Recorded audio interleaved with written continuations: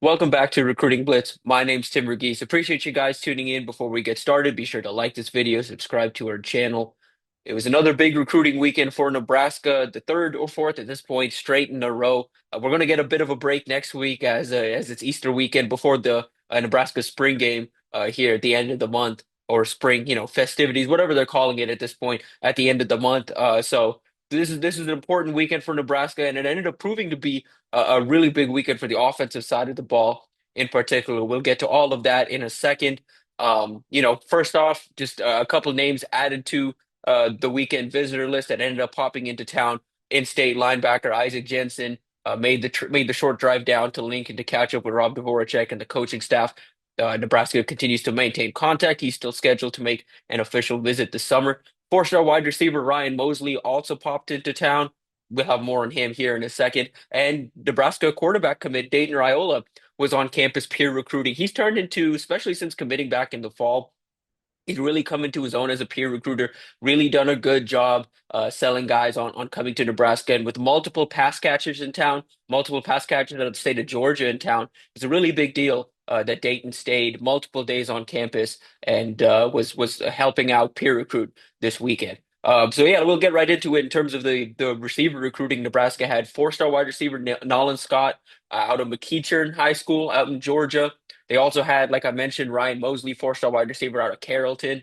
Nebraska's battling Michigan, Georgia, Auburn, a few other programs like that for Nolan Scott. He's a bigger physical receiver, not a burner by any means. Kind of more of a polished route runner. Plays bigger than his frame, really physical at the point of attack and go up and get it. Has well, if you're thinking of current Nebraska player type comps, more similar to a Dane Key or an Isaiah Hunter than he is a Ja'Cory Barney. More of that bigger outside receiver that has a decent combination of height, weight, speed, not necessarily the top end speed like a Hunter does, but has the route running nuance and does some of that the stuff you really like at the top of routes and at the catch point. But talking to sources, sounds like Nebraska made an impression. This was one that Dayton was really all over all weekend. Spent a lot of time with him and Mosley through the weekend. This is one recruitment where I don't think distance is really a factor here. I do think there's some SEC schools that have an early advantage, but Michigan's come on strong here in recent weeks.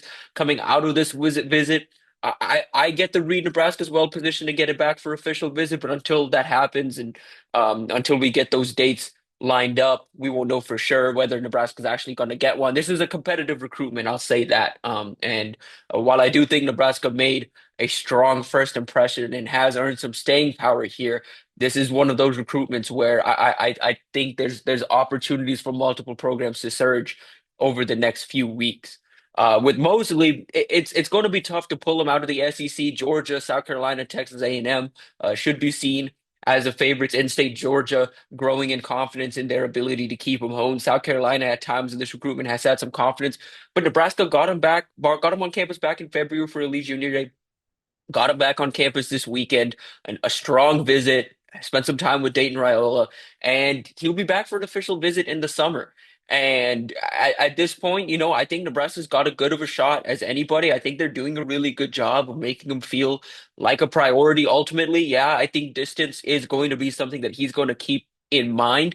But I do think Nebraska's offense, Dikeel Shorts, his development, Andrew Verbois and his development. I think the offensive staff and the offensive system is resonating with Mosley. I think Nebraska's facilities and the opportunity to compete at a high level in the Big Ten is a draw. The SEC is obviously a draw, but the Big Ten is right there. I think, obviously the fact the Big Ten can claim the last two national championships is a big deal on the recruiting trail. That you don't have to go to the SEC only to compete with the biggest in college football and the best in college football. You can go to the Big Ten and you can compete at Nebraska.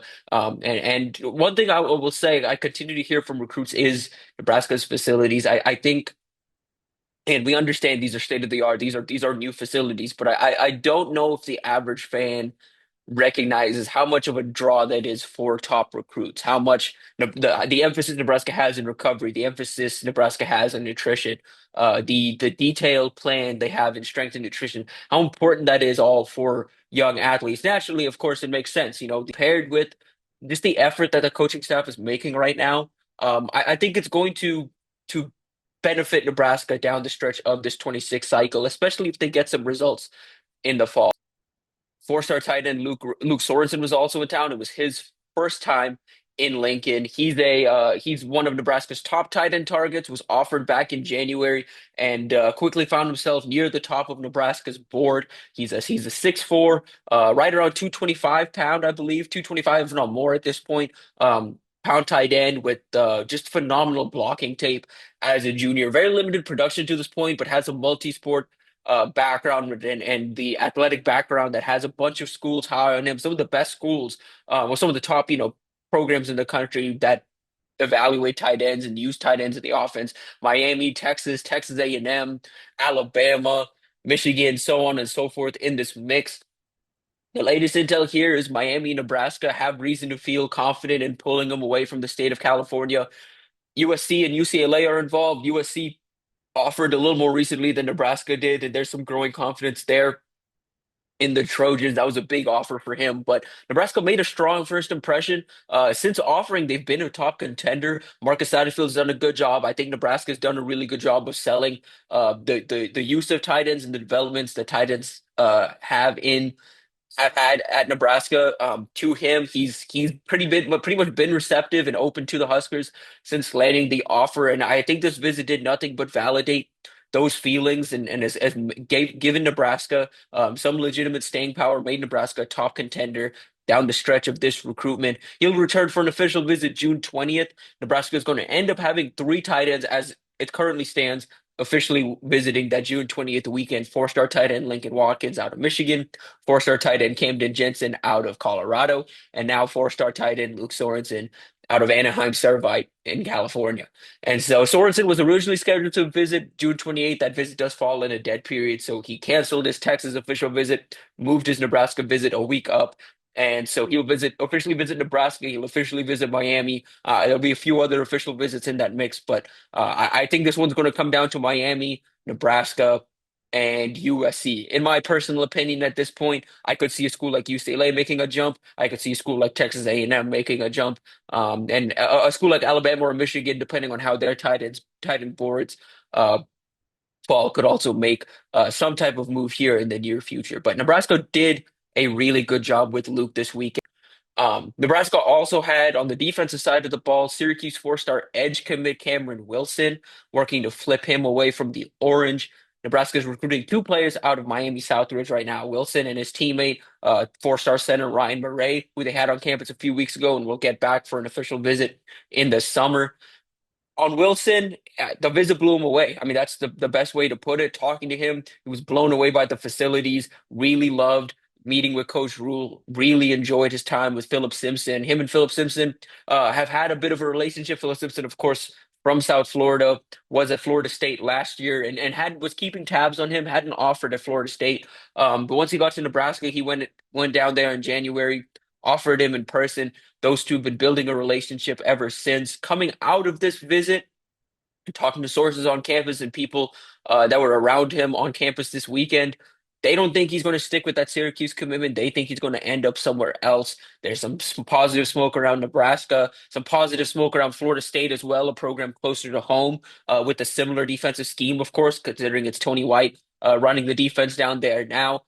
So this could, down the stretch, end up looking like a Tony White versus John Butler recruitment, a Philip Simpson versus Terrence Knighton and Terry Braden type recruitment. He's a guy that Nebraska sees as a jack linebacker, edge rusher. He had over 100 tackles, 32 tackles for loss, and 17 sacks as a junior. Really talented off the end, 6'5", 205 pounds.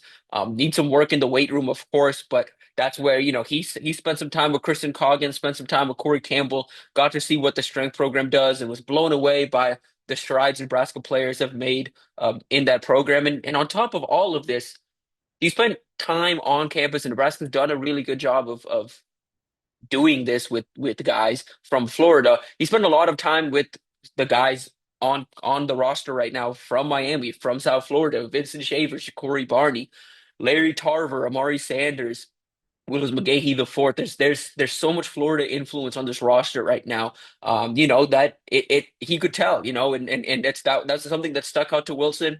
Said the Florbraska movement feels real to him. He understands why they call it Flowbraska, and so I like where Nebraska's stands coming out of this first visit with Wilson.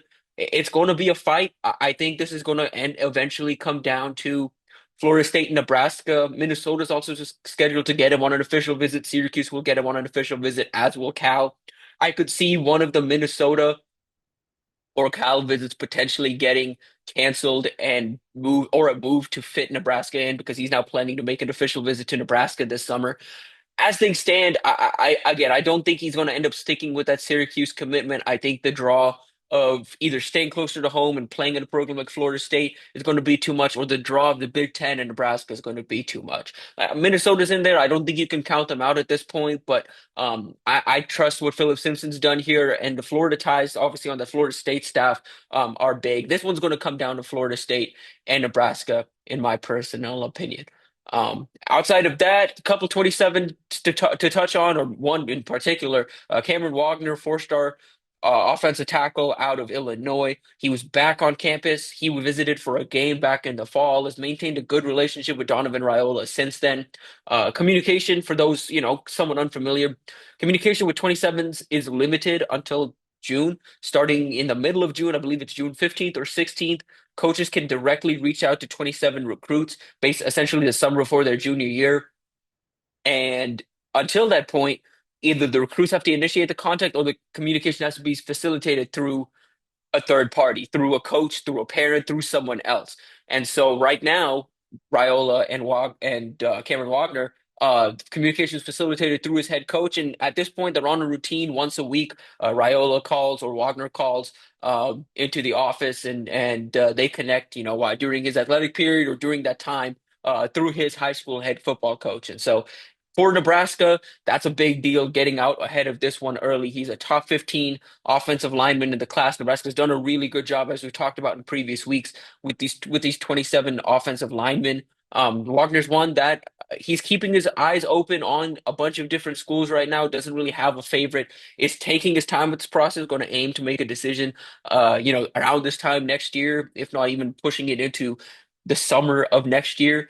But he's a guy that is talked about and has grown close with four-star quarterback Trae Taylor, Nebraska's elite quarterback target in that 27 cycle. Taylor's making his decision on May 1st. I don't know if we've talked about this on this platform yet, but Taylor does have a moved up commitment day. He's moved it up from June to May. There's some confidence emanating out of Nebraska. LSU's seen as the primary threat. I'd also keep an eye on Illinois down the stretch. I think it's going to end up coming down to those three. I think A&M's chances here are fading. I think it's going to come down to Nebraska.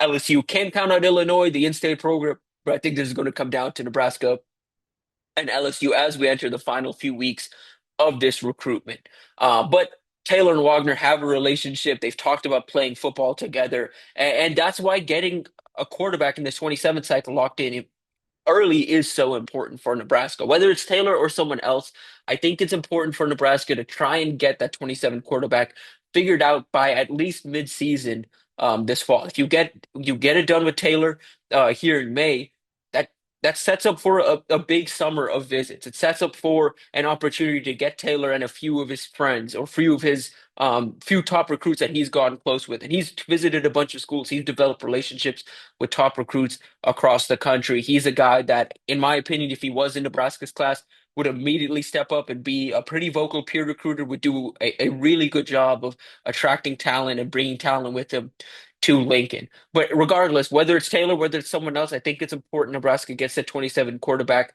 settled here in the near future just because of what that brings. The 27 is a big cycle. If Nebraska can get out ahead and get some of these early visits, they've already done a good job with some top offensive 27 targets.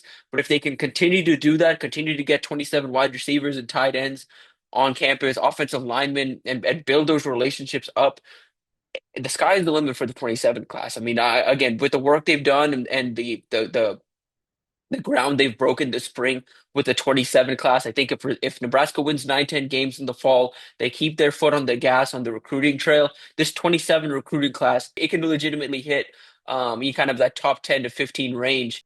That'll probably do it for us on that note. Appreciate you guys tuning in. We'll be back with another episode next week. Be sure to stay tuned to InsideNebraska.com and the Inside Nebraska YouTube channel for our coverage from spring practices these next 2 weeks. We'll be back on site tomorrow. So stay tuned for a Sights and Sounds highlight video from that practice, rapid recaps with Steve and I, and of course, press conference videos as well at the Inside Nebraska YouTube channel. And stay tuned to InsideNebraska.com for our coverage of recruiting. I'll have more insider notes coming out of the weekend later this week and throughout the week. We'll have more visit updates in the coming days. Should be good news in the near future for Nebraska, so stay tuned for all of that. We'll be back next week.